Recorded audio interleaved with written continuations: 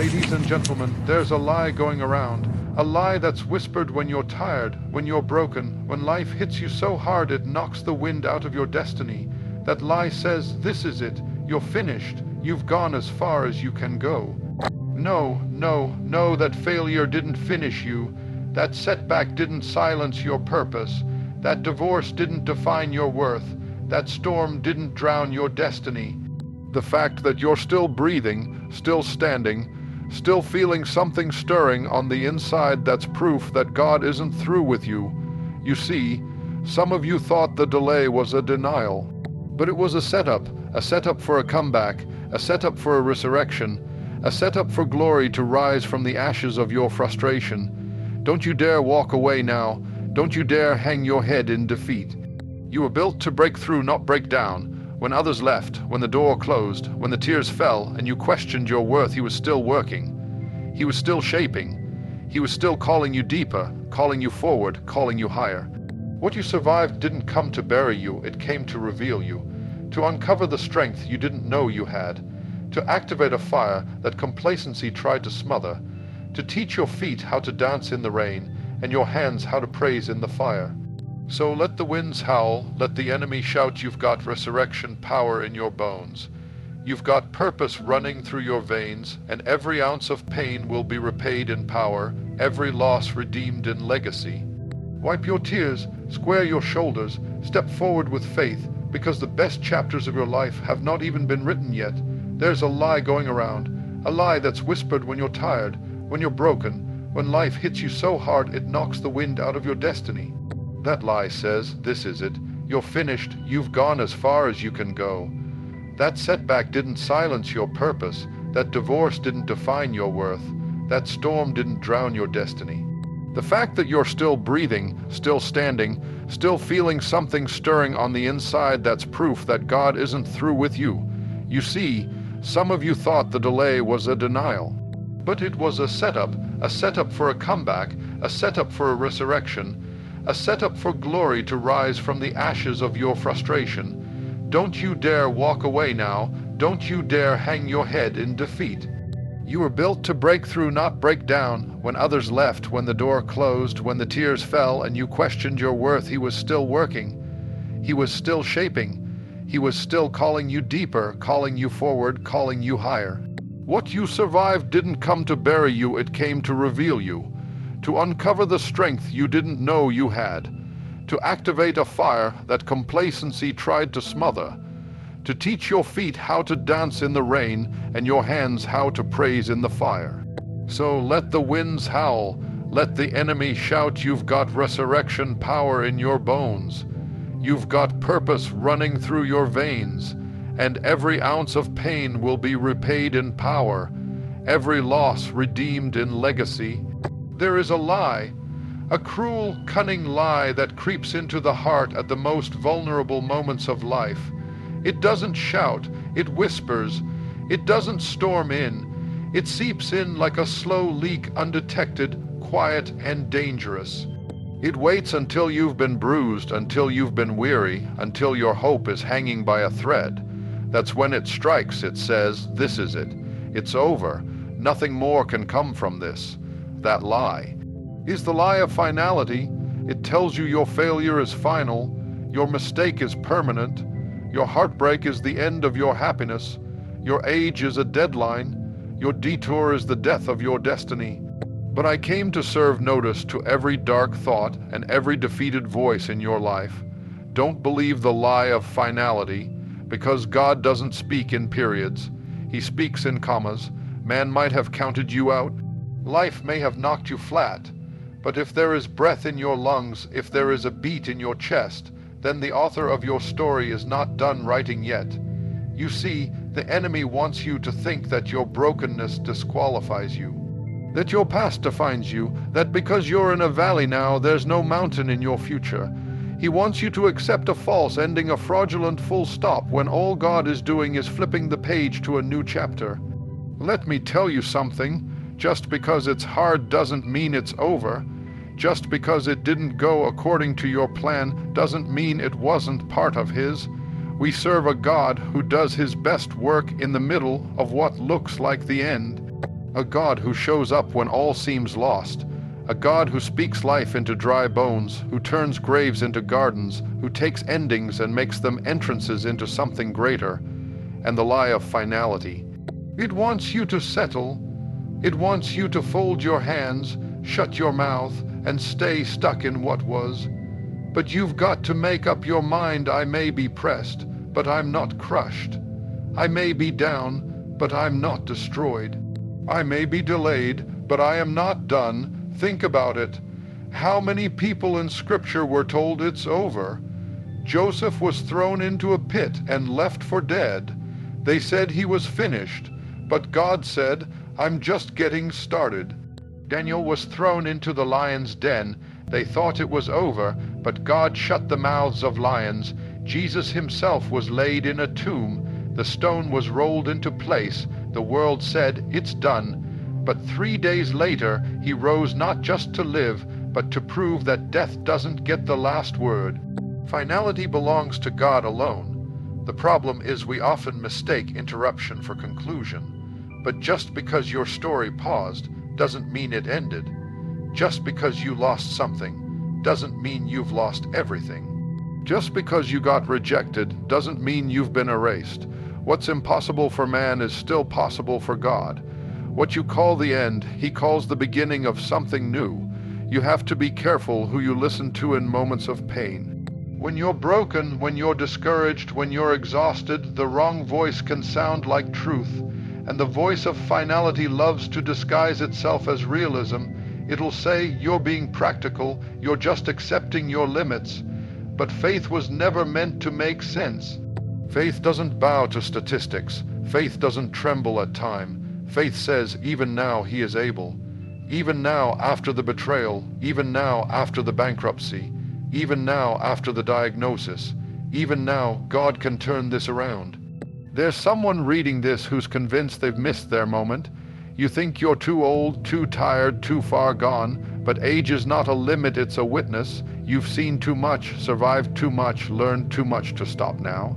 You're not too late, you're right on time for your assignment. You don't need to be 20 years younger, you just need to be 20 times more determined. And hear me, you don't have to have it all figured out to keep going. You just need to know one thing. God didn't bring you this far to leave you now. He didn't put that dream in your heart just to tease you. He didn't let you survive the fire just to sit in the ashes. The enemy wants you to give up before the breakthrough, to abort the mission before the miracle. But this is the moment you push. This is the moment you press. This is the moment you stand up and say, this isn't how my story ends. Because here's the truth, every finish line is also a starting line. Every closed door redirects you to the one that's opening. Every goodbye makes room for a new beginning. Your failure didn't finish you. Your past didn't cancel your promise. That was just the prologue. The real story is still being written. So don't you dare settle for silence when God still wants to speak. Don't hang your head in defeat when victory is still possible. Don't rehearse your pain when he's calling you to release it. Don't bow to the lie of finality. Rise up in the truth of your future. Yes, there will be moments when you feel like giving up. Moments when you feel like what's ahead can't be greater than what you've lost. But feelings are not facts, and finality is not your portion. Resurrection is, restoration is, redemption is, and if you feel empty, good, because now you're in the perfect position to be filled. If you feel broken, good. Now you're ready to be rebuilt stronger. If you feel lost, good. That means a new direction is coming, a divine rerouting, a supernatural shift, because the God who started a good work in you is faithful not just to begin, but to complete it. So take a breath, wipe your eyes, shake off the dust, square your shoulders, and walk forward with power, with faith, and with fire, because no matter what it looks like right now, no matter who walked away, what was taken, or how long it's been, let me tell you something that may shake you, may stir you, may even startle you, but it's the truth. You are not an accident. You are not a mistake. You are not the result of randomness or some cosmic coincidence. Your presence on this earth at this exact time in history, in the middle of everything going on in your life, is intentional. It is divine. Before you ever took your first breath, purpose called your name. Before your mother knew your heartbeat, before your father saw your face, purpose had already spoken you into being. You are not here just to survive. You are not here just to clock in and clock out, just to go through the motions, just to take up space or borrow time. You are here because something inside of you carries the answer to a problem in the earth. You are purpose wrapped in flesh. You may not feel extraordinary. Life may have tried to beat the wonder out of you. Maybe you've been overlooked, underestimated, ignored, or rejected. Maybe you've been through things that made you question your value. But hear me, your worth is not up for debate. Your presence in this world is not a fluke. If the creator of the universe took the time to knit you together, to design your mind, to shape your gifts, to breathe life into your body, then you better believe he put you here for a reason. It doesn't matter what your past looks like. It doesn't matter how messy, how broken, how painful your journey has been. Purpose is not perfection. Purpose is not clean, tidy, or convenient. Purpose is born in the dirt. Purpose is born in the valley. Purpose is forged in the fire of experience, pain, loss, joy, and discovery. And you, yes, you are walking evidence that purpose cannot be stopped. Let's break this down. If your existence didn't matter, the enemy wouldn't fight you so hard. If your voice wasn't powerful, he wouldn't try to silence it. If your presence didn't carry weight, he wouldn't try to shrink you. The very fact that you're still here after all you've been through, all that tried to take you out, all the battles you fought in silence, that's not just survival. That's purpose proving itself through your life. Purpose doesn't wait until everything is figured out. Purpose lives in the questions. It breathes through the uncertainty. It whispers in the middle of your why. And it shows up right when you think there's nothing left to give. You don't have to know all the details to live with intention. You just have to know that you're here on assignment. And every day you wake up is another opportunity to walk in that assignment. Now listen, the world may try to box you in. People may try to define you by their limited understanding, but they didn't create you, so they can't contain you. Purpose doesn't always look like a big stage or a fancy title. Sometimes purpose looks like faithfulness in a small place. Sometimes it looks like healing when you want it to stay broken. Sometimes it's getting back up when life has knocked you flat. Purpose doesn't need applause, it just needs obedience. There are people connected to your yes. There are lives that will be touched because you chose to keep going. There are dreams that will awaken because you decided to rise. When you walk in your truth, not someone else's version of it, you give others permission to do the same. And that is purpose in motion. You may think your life is ordinary, but there is no such thing in the hands of a mighty God. He does extraordinary things through willing hearts. He multiplies what you surrender. He magnifies what you yield. When you bring him your whole self, flaws, fears, and all he breathes on it and makes it matter. Because in his kingdom, nothing is wasted. Every tear you've cried, every scar you've hidden, every prayer you've whispered in the dark, all of it matters. All of it is part of the tapestry of purpose that is your life. You are not a random thread, you are a masterstroke of divine design. You might say, but I don't know what my purpose is. That's okay. Purpose doesn't always shout, sometimes it whispers. Sometimes it unfolds. Sometimes it grows slowly like a seed. And all you're asked to do is water it with faith and keep showing up. You don't find purpose once, and for all you discover it step by step, moment by moment, as you move forward in faith. Purpose doesn't mean it's going to be easy, but it does mean it will be meaningful. It does mean your pain has a place. It means your past can be redeemed. It means your gifts are needed, your story matters, and your presence is powerful. It means there's a reason why you didn't quit. A reason why you didn't die in that storm. A reason why you're still standing when so many others fell. Purpose is why you made it, so don't compare your journey to anyone else's. Don't get caught up in timelines or titles. Walk in your lane, run your race. Show up every day like someone who knows that their very breath is intentional. Speak like someone who knows their voice carries weight. Love like someone who is sent to heal hearts. Create like someone who was born to build. Live like someone who understands. Your existence is proof of your purpose. It stretches you. It frustrates you. It tests everything in you, your patience, your faith, your confidence, your hope. And if you're not careful, the longer you wait, the more you'll begin to wonder if what you were waiting for was ever meant to be. If you sit in the waiting room of life long enough, that quiet little voice of doubt will start to whisper, maybe it's not going to happen, maybe it's too late, maybe God said no. But let me speak to the soul that's weary from waiting, the heart that's heavy with hope deferred, the dreamer who's been living in the hallway while watching everyone else walk through their door's delay is not denial. Don't confuse the pause with a period. Don't mistake the silence for absence. Just because it hasn't happened yet doesn't mean it's not going to. Just because it's taking longer than you expected doesn't mean God changed his mind. Sometimes the greatest blessings require the greatest preparation. You see, God doesn't operate on our timelines. He's not moved by our clocks. He's not pressured by our schedules.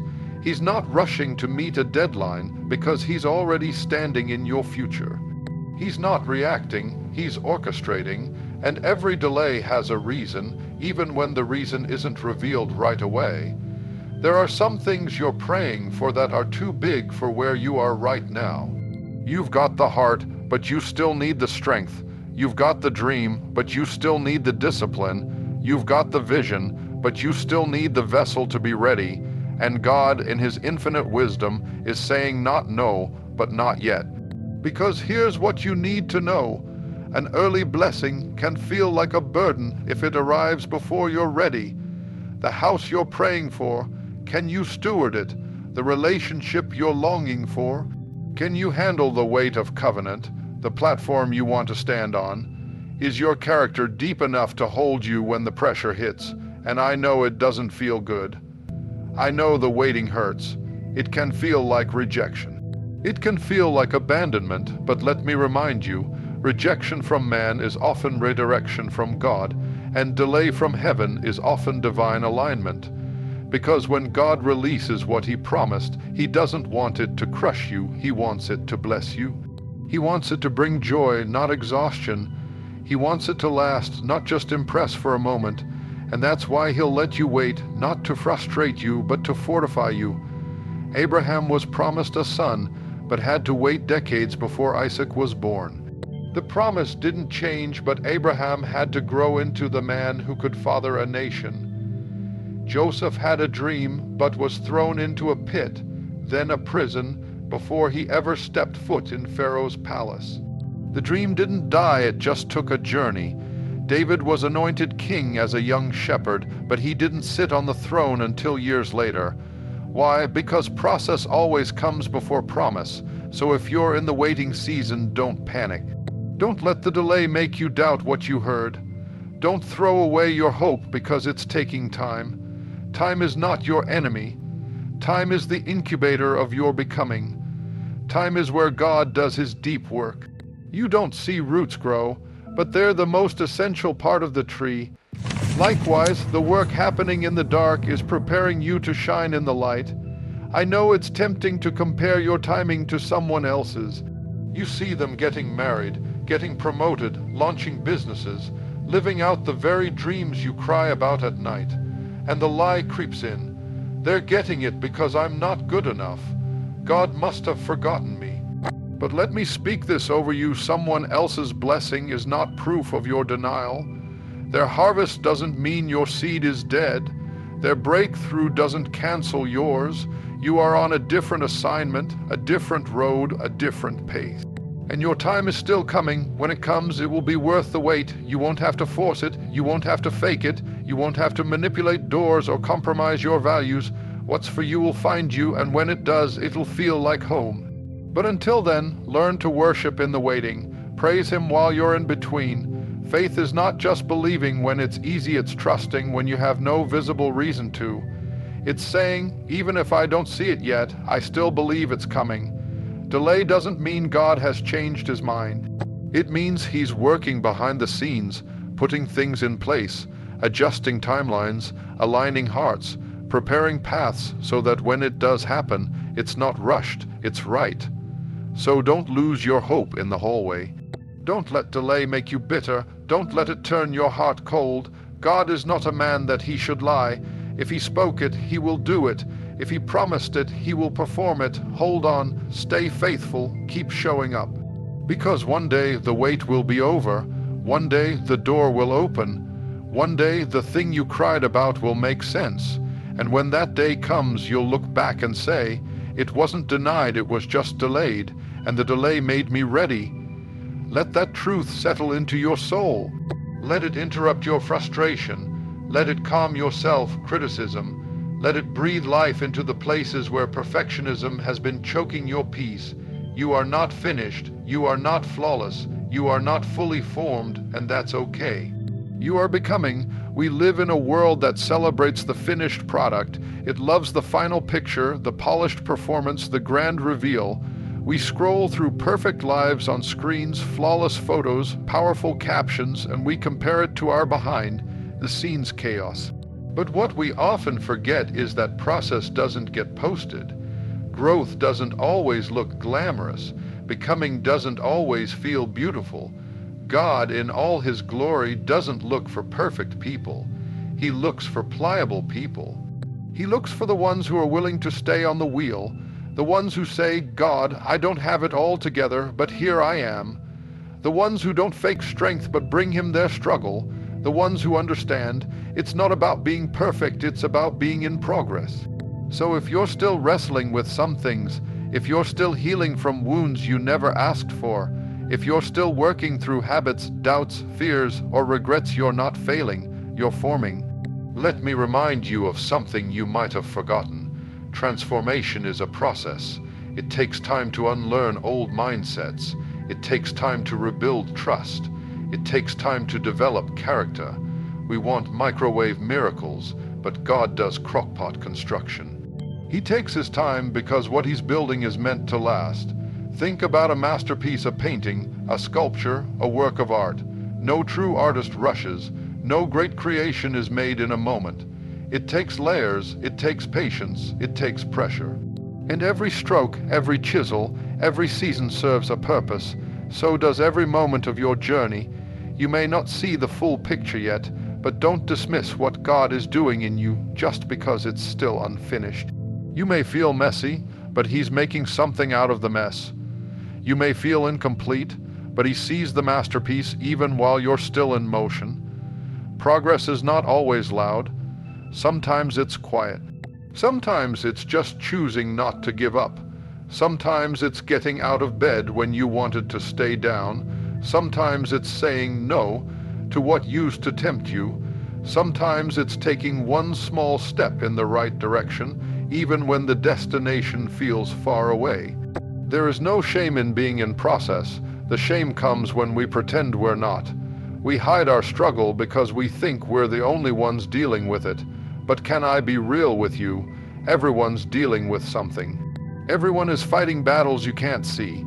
Everyone is healing from something that once broke them. We are all walking stories being written one page at a time. Even the ones who look like they've arrived, they're still learning. Still growing, still falling and getting back up. The only difference is they stopped pretending to have it all together. They accepted the truth that there's no finish line to growth. As long as there's breath in your body, you will be in progress. The enemy wants you to quit because of your imperfections. He wants to convince you that your mess disqualifies you, that your mistakes mean God gave up on you. But let me say this clearly. God knew every flaw you had and still called you anyway. He saw the failure and still chose to use you. You are not too broken. You are not too far gone. You are not too late. Sometimes we get impatient with our own development. We look at where we are and get frustrated because we thought we'd be further by now.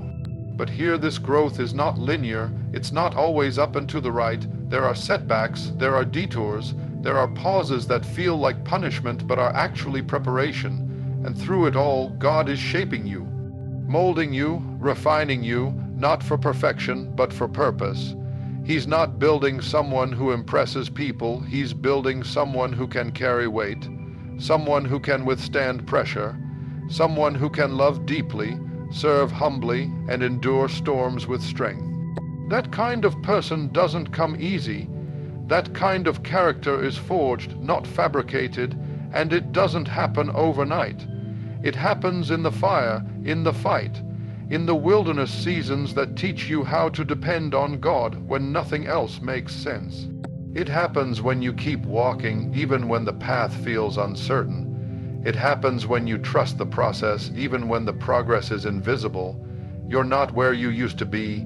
You've grown more than you give yourself credit for. You've survived things that were sent to destroy you. You've made it through nights of crying, seasons of loss, moments of doubt. That's progress, that's growth, that's God at work in you. So don't be so hard on yourself. Don't curse your process, don't despise your journey. You are a work in progress, and that's a holy thing. Give yourself grace, the same grace you offer to others. Learn to extend to yourself. You're not supposed to have it all together, you're supposed to stay surrendered.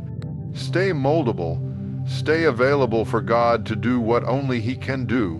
Because when it's all said and done, it won't be your perfection that speaks, it'll be your progress.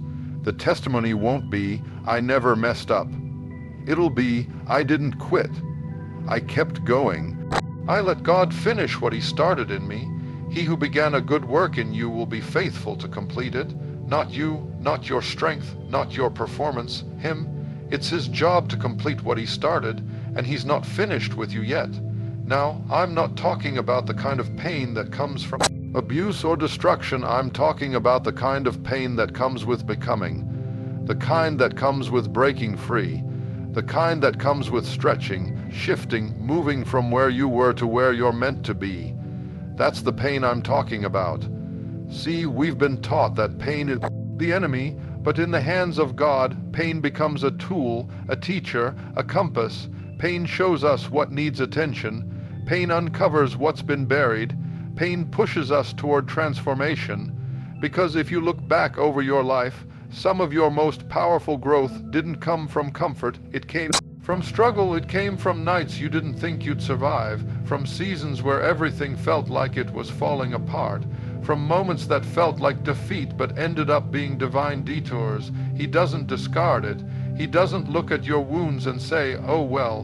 No, He redeems it, repurposes it, He turns it into something that can produce life. Ask the olive, ask the grape, ask the diamond. Anything valuable had to be crushed before it could shine.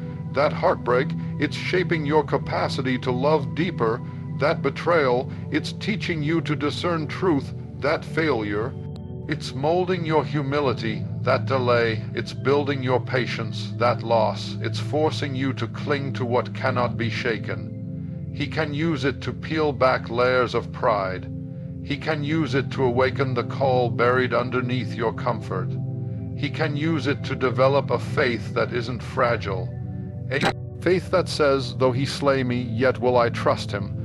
Now hear me clearly, I'm not saying you should go looking for pain. I'm saying when pain comes, don't rush to escape it without asking what it came to teach. Pain is often the messenger, the alert system, the fire that refines, not destroys. You see their glow now, but you don't know the crushing that brought it. You see their wisdom now, but you didn't see the wilderness that shaped it. You hear the sound of victory in their voice, but you didn't hear the sobs behind closed doors. It deepens your empathy.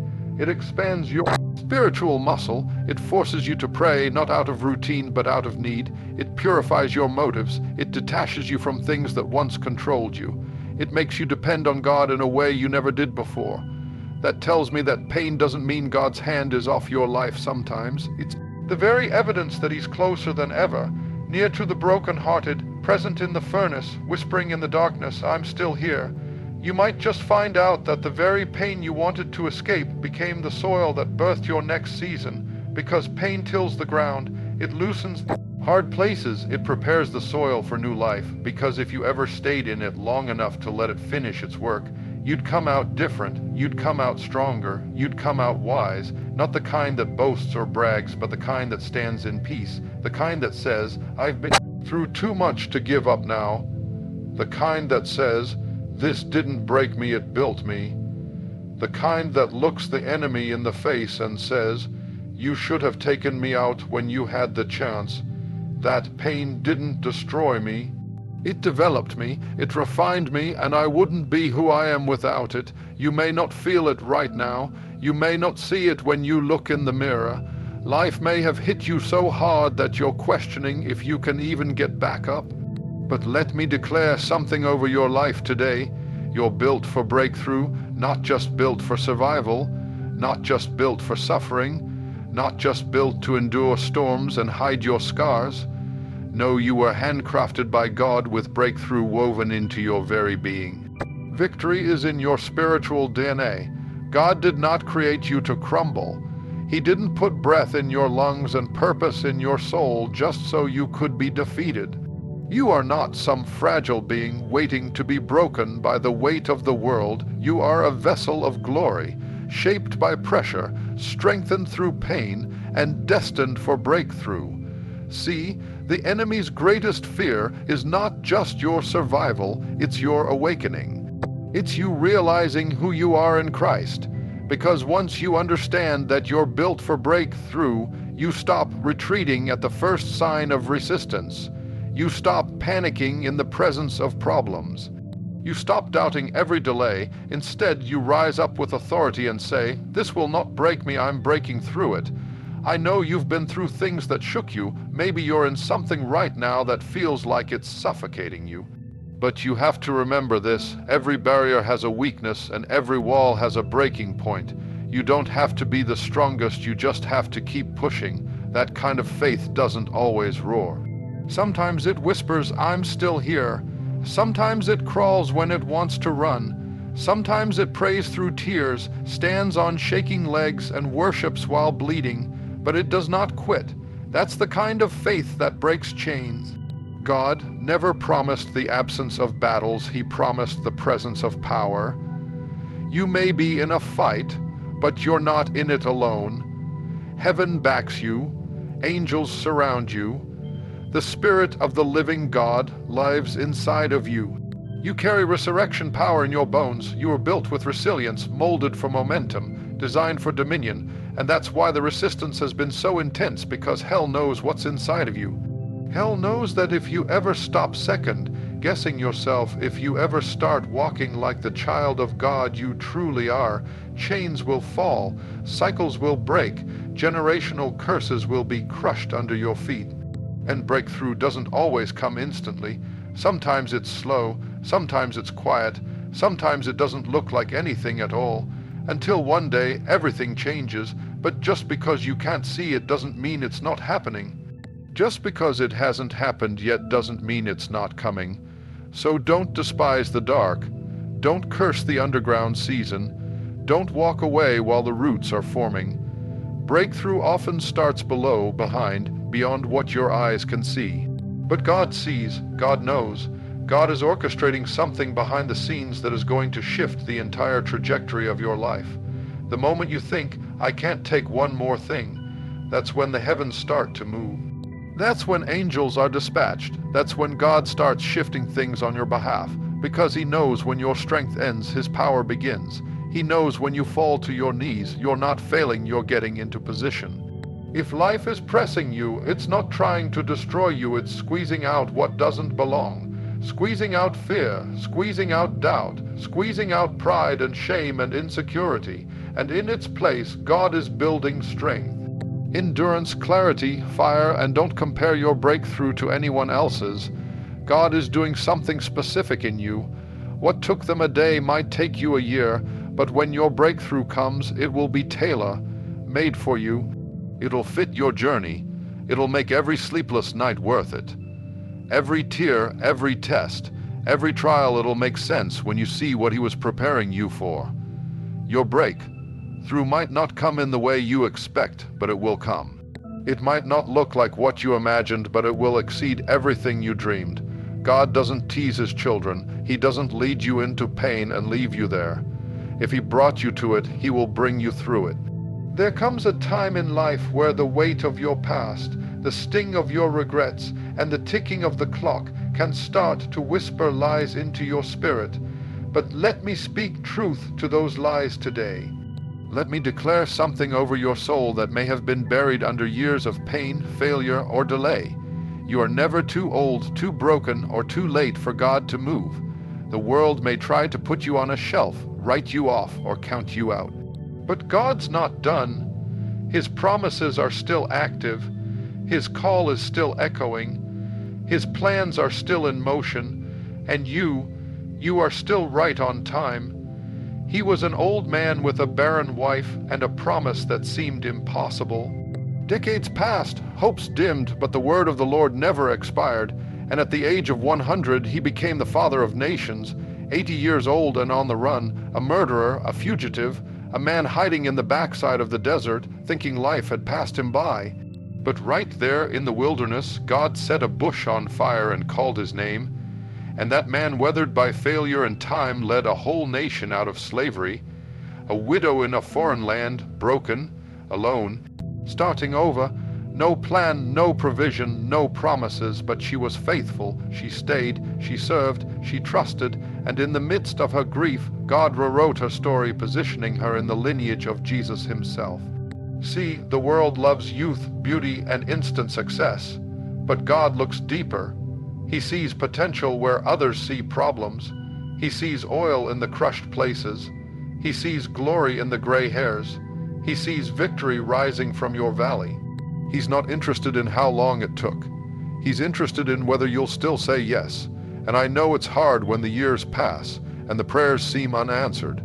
I know what it's like to feel like you missed your moment, like you wasted your chance. But can I tell you something? He can accelerate what took others decades. He can restore what you thought was ruined. He can revive what you buried. He can redeem what was stolen. He can open doors that no man can shut, even if you feel like you're walking with a limp, carrying baggage, or late to the party. There's a reason God kept waking you up every morning. It's because your purpose didn't expire with your mistake. It didn't evaporate with your age. It didn't fade when you got divorced. It didn't die when they walked away. And here's what I love about God. He doesn't just use the young and ready, he uses the seasoned and surrendered. He uses the overlooked, the underestimated, the ones who've been through some things, the ones who know what it means to wrestle and still worship. God didn't call you because you were perfect. He called you because you were willing. And if you'll give him what you have right now, in this moment, he will multiply it. He will use it. He will anoint it. And he will do more with what's left of your life than you ever imagined. A scar is not a wound. A scar is a wound that healed. It's not a sign that you were broken. It's proof that you recovered. A scar tells a story. It speaks louder than your silence ever could. It says, I've been through something, but I didn't die there. I've faced the storm, but the storm didn't take me out. I've walked through fire, but I still came out breathing. So let me speak life into you today. Your scars are not shameful, they are sacred. They are a sign that you are still here, still standing, still fighting, still believing, still moving. Too often we try to hide them. We bury them under makeup, clothes, silence, distractions, and fake smiles. We act like we're untouched, like life hasn't left fingerprints on our hearts. But God never asked you to cover your scars. He never told you to erase the evidence of your endurance. In fact, your scars may be the most powerful part of your testimony. Your scars are holy reminders of the hell you came out of and the healing that met you on the other side. They show the marks of battles fought in the dark, tears cried in silence, and prayers whispered with your last ounce of strength. And even though the world might try to define you by your past pain, heaven celebrates you for your present strength. If you're scarred, that means you didn't quit. That means healing already took place. That means the bleeding stopped, the wounds closed, and the pain that tried to define you no longer has power over you. The difference is this: a wound is still open, a scar has sealed, a wound is still sensitive. A scar is stronger skin. A wound is hidden to protect. A scar is revealed to proclaim. That's why Jesus didn't come back from the grave in perfect condition. He came back with his scars visible. He didn't hide the holes in his hands. He said, "Put your finger here, touch it, see for yourself." You didn't just bounce back from failure, you discovered resilience you didn't know you had. Those aren't just chapters in your life, they're declarations that grace carried you, mercy covered you, and purpose preserved you. If people saw the real you, the real pain, the real journey, the real depth of what you've overcome, they'd understand that your survival is a miracle. You're not weak, you're wounded but walking. You're not broken, you're rebuilt better. You're not a victim, you're a vessel of victory. See, it's the scarred ones who can really minister. It's the scarred ones who can say, "I know what that feels like." It's the scarred ones who can lift others from the pit because they remember what it felt like to be buried. And God doesn't waste any of it. Every tear, every scar, every loss, it all gets repurposed. Nothing is wasted in the hands of the Redeemer. The thing that hurt you might be the thing that heals someone else. The thing that nearly broke you might be the bridge to someone else's breakthrough. It's time to stop being embarrassed by what you've been through. It's time to stop letting shame write your story. You've cried enough, you've been quiet long enough, you've healed. Now it's time to testify. Now it's time to show the world, I survived. Scars aren't a sign of weakness, they're a badge of honor. You don't get a scar unless you made it through. You don't carry marks unless you came out of the fire. You don't get up with strength unless you got knocked down with struggle. So wear them with courage. Don't just show them, share them. Let your healed places be a light in someone else's dark place. Let your pain be a platform. Let your history become holy ground. What you thought disqualified you might be the very thing God uses to elevate you.